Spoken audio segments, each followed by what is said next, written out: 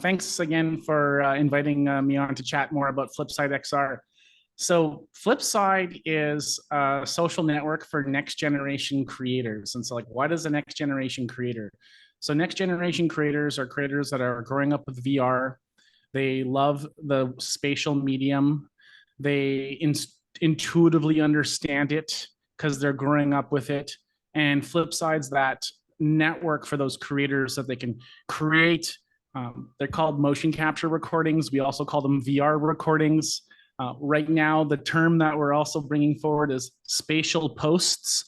So they create posts of performances and shows and content, and then people can remix them and they can share them and really start getting into that spatial social network side of things.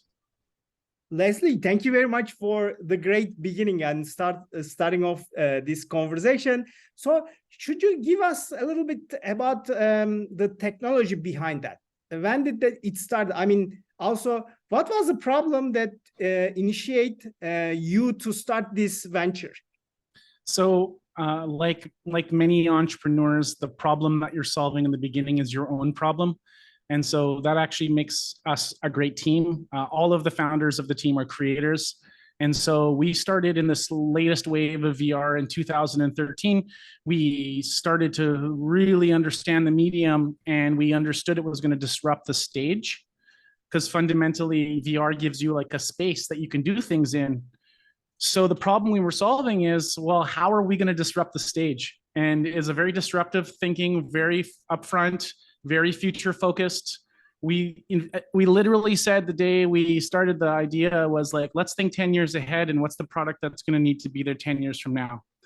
So that's the problem. We were the customer problem. And then what we did is we knew we were disrupting the stage. So we found a comic that was on a stage, and we brought him to our team and said, okay, let's make a show together. And we validated the idea that stage performers would really acclimatize to virtual reality as a creation tool. And then what we did after that is we threw it out in the open really early before it had any onboarding tools. It was like a kind of a philosophy of developing in the open and being messy. And then we got lots of people coming in that were interested, and we just spent a lot of time listening to them and nurturing the product and working together. And so the problem we're solving is that future of spatial creation that we knew was going to exist. And we knew it was going to be a really hard problem to solve. So we've been working on that problem. I mean, I know that there is quite a bit of interest in the AR and VR market, let's call it XR market. What sets Flipside apart from competitors, or are there also similar models or similar applications like yours? So now I would call there's a class of social apps out there, and VR chats, very popular in Horizon Worlds, and you have Rec Room, and we definitely consider those as competitors at some level. However, what we're seeing is a lot of those creators or those app developers are creating what we call the world first, and they're creating the destination, the place, the environments. And what we did differently is we really thought about the creator first. And so the differentiator is that the whole network that we're developing has always started with the creator first. We built the creator tools before we created the publishing features. The reason why we did that is that we knew that if we understood the needs of the creator, then the creator is going to have an easier time to create. And then we can really worry about that growth of the fan base once we have a really good fit for creator tools. So we really put our energy on that first, and that's a big differentiator. And I'd say that we're a creator-centric app from the core of us. Another area that we're differentiating from is a lot of these other competitors. I mean, they're all good, and I think they're important. And when I speak to them, not in a negative way, but in a way of it's validating this market, is that they are focusing on live interactions, which is very cool. And they've done some great work. I've seen lots of cool stuff that happens on Horizon Worlds and VR chat with live people coming together and creating content and playing and having fun. We're solving the problem by releasing asynchronous sharing. So the ability for you to create a recording and then allow a collaborator to come in later, like TikTok, to then remix it. And we think that differentiator allows for this long tail of creation, and it creates a different way that you create in that social way. And we're really differentiating ourselves that way. It's about recordings, it's about remixing, it's about watching, it's about sharing. Yes, we do believe in live collaborations as well, and that is always part of the big vision, but we're solving the asynchronous spatial sharing problem for creators. Do you think that you are early than the market or trends or the products? I don't think we're early. In fact, the thing is there's this I think there's a bit of a fallacy that people think you can wait to a certain time and then you're going to like find the right company that's solving the right problem exactly the right time, and boom, you've nailed the best investment possible. The reality is that we're inventing a new format of content in a new medium because you have to do that. Like if you're pioneering in XR, you're not just saying, hey, I'm going to make a tool. You have to actually understand, well, what's that content going to look like? How are people going to share? How does a live interactive VR show look like? How does money flow in this process? And so you can't just answer all those problems 2 years prior to the market spike. You need to be working on this problem a decade before. It is a big problem. There's a reason why Meta has now, they're in their second iteration of trying to solve the same problem. And I'd argue very much to people who are looking at this space, is that small, innovative teams of creators are going to be able to move and navigate and discover a lot faster than some of the larger giants. And so that's why we think we're like the right team to solve this. You need the time to understand that market before you can have your hockey stick, unicorn moment. So, I mean, you mentioned about the right team. So what is your personal journey about entrepreneur? Is it the first time that you are building a startup? And how about other co-founders? So for myself, I've had a number of independent companies, first of all. So I was an independent filmmaker. I was an independent interactive director. So those are also sole proprietorships. And then the first startup I started was with one of my co-founders, John, who I'll be talking about in a second. Him and I created a startup called Dojo Learning, which was an e-learning platform. And the technology was acquired at the end. We never managed to get it off the ground, but we learned all the things that you do when you start companies. And then, so I've done multiple companies. John, our another co-founder, he's also run another startup as well. And so he's had some startup experience.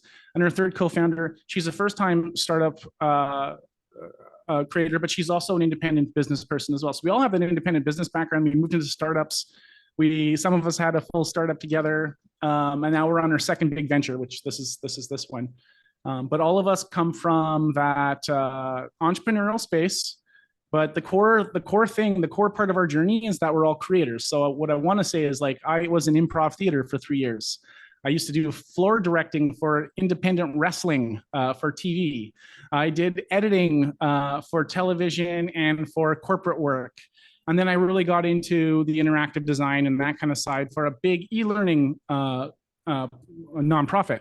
So like I have all that background, and I also was the president of my student association. So I understand leadership and I understand the importance of what it means to, have big ideas for having that vision. And and I found these co-founders that I've been sharing, which has been John and Rachel. We've known each other for more than 25 years in many ways. For some longer, some less. So we've lived our journey together. And then we brought in Chris. Chris is our CFO. He's got a background in actually design and creation as well, but he's moved his career into CFOing, and he's been helping us grow and really plan and strategize, our resources and our investment. And so it's a really good core team. It's been great, and we've gone through a few VR winters and survived and proven ourselves out. So another question, following up this storm, every startup faces challenges, when it comes to funding and also revenue. how is Flipside approaching this? I mean, have you raised any funding rounds, or are you going to plan to raise any funding? Because last 2 years, especially last year, has been very problematic with the startups to raise funding. What's your plan? So we did, I mean, very early on, our idea, we pitched to Boost VC, and they bought in right away, and they jumped on and helped us with some pre-seed funding. And that was very early on. And in that case, I would say, yeah, that we were too early. And so we had to figure out, okay, how we were going to survive, because we didn't, my anticipation was, now I'll tell you how excited I was about VR. I was worried I was going to miss the boat in 2014. Okay. So I think I think I raised my hand by accident there. But nonetheless, we took that seed money, we built out the product, like I said earlier, and we put it into the world a little early to learn. And then during that time, we won some pitch competitions, and then we managed to win a Woman Entrepreneurship Award. We are a very diverse founding team.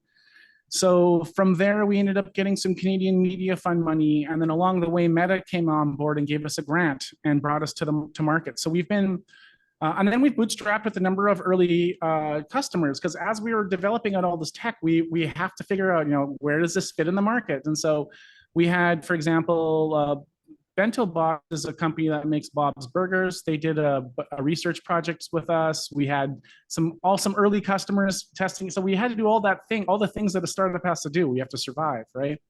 Now we're ready. In March, we released the product with all these new changes, innovations, and understandings from our early users. We launched it on the Quest store. We're building our creator side, and now we're raising safes. So we are in an investment round.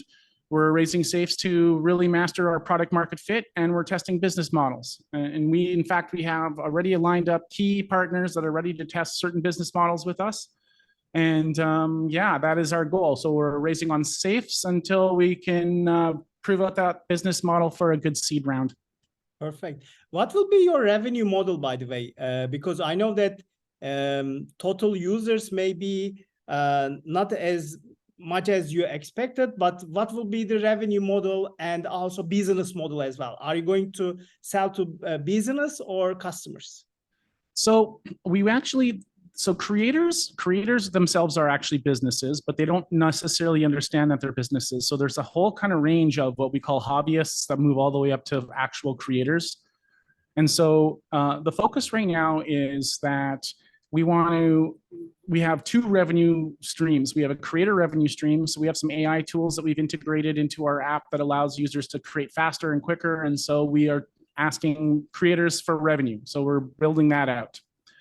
The other side of the equation is, now that we're offering the ability to remix and share and get people to watch your content, we're offering the ability for fans to start tipping. So we're testing tipping and the in-app purchase models for the creators. And we also have another area that we are experimenting with as well. So we have 65, I mean, like you said, I don't want to get into all the metrics because this lives on the internet forever, but as early on, we have a bunch of school districts that have come on board that represent a lot of students. And so we're also looking at the revenue model there, which would be just selling seats for them. So there's this school side, which actually just feeds into our big creator network that then can join Flipside. So schools that we can, they can give money from, and then from the creators themselves, and then the fans. How long in a week time do you spend time with your potential users or customers? How many times a week? Yes.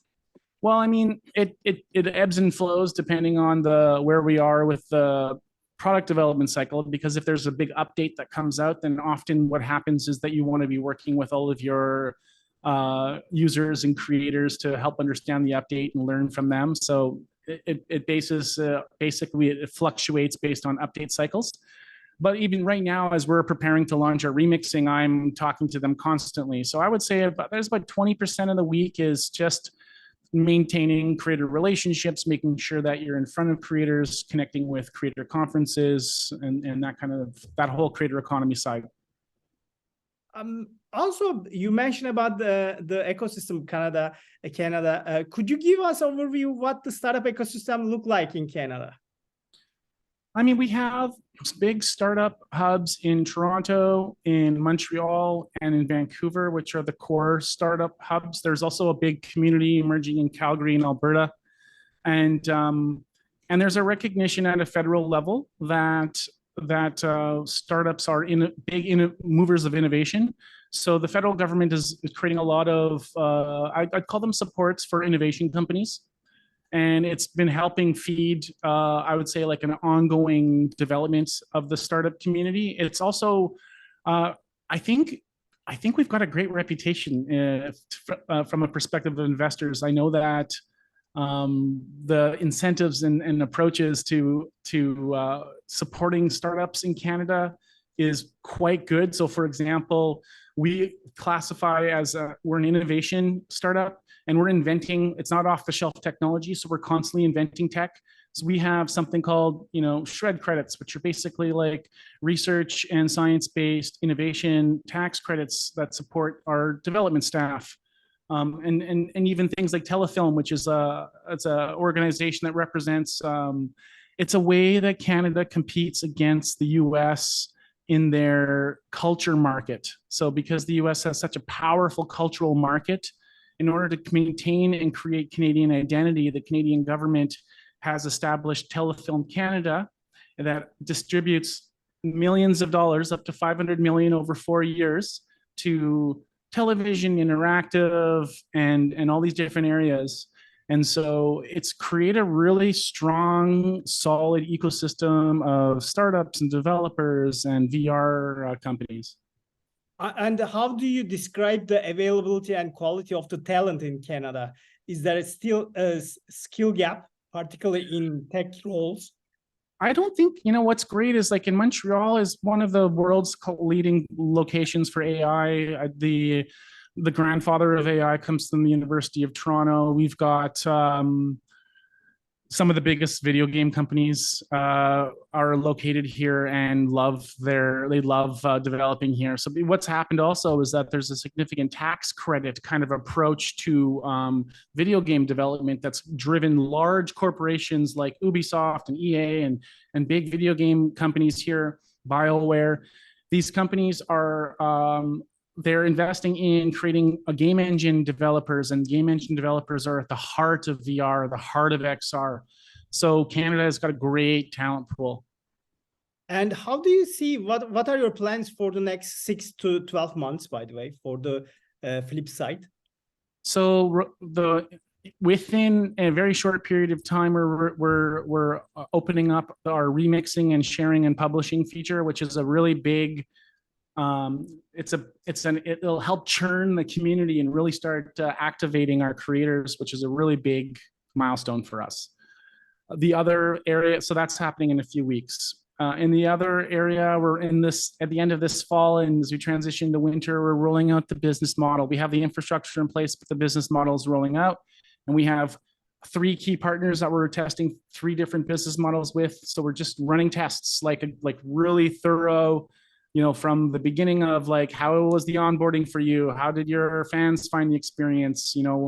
Just really understand these business models. Obviously, we're going to finish our raise right now.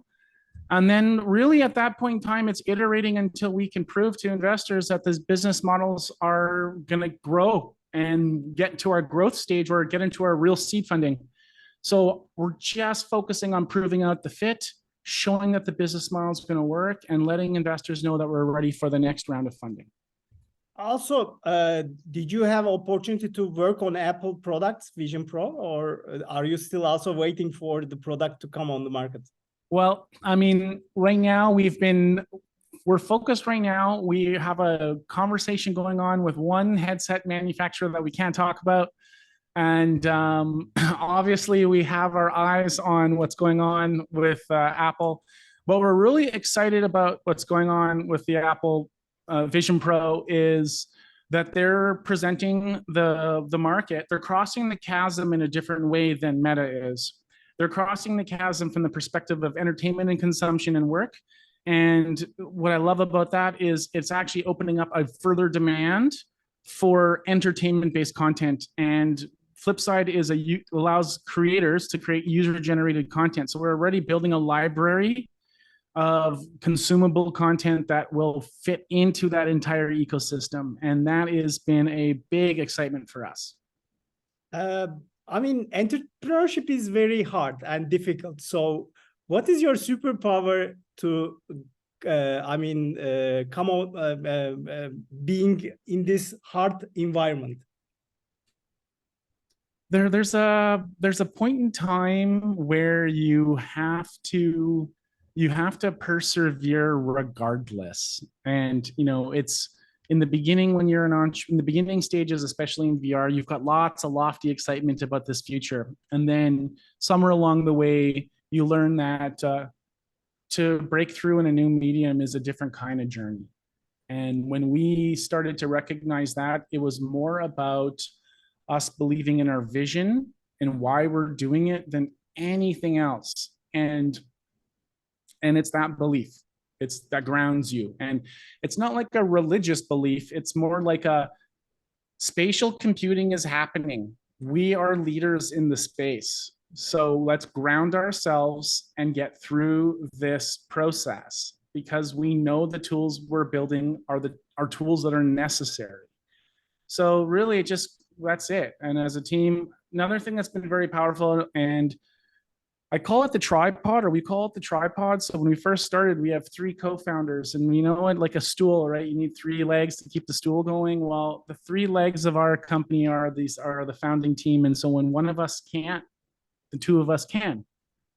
And that's what a team is. And so a combination of perseverance and the belief and being grounded.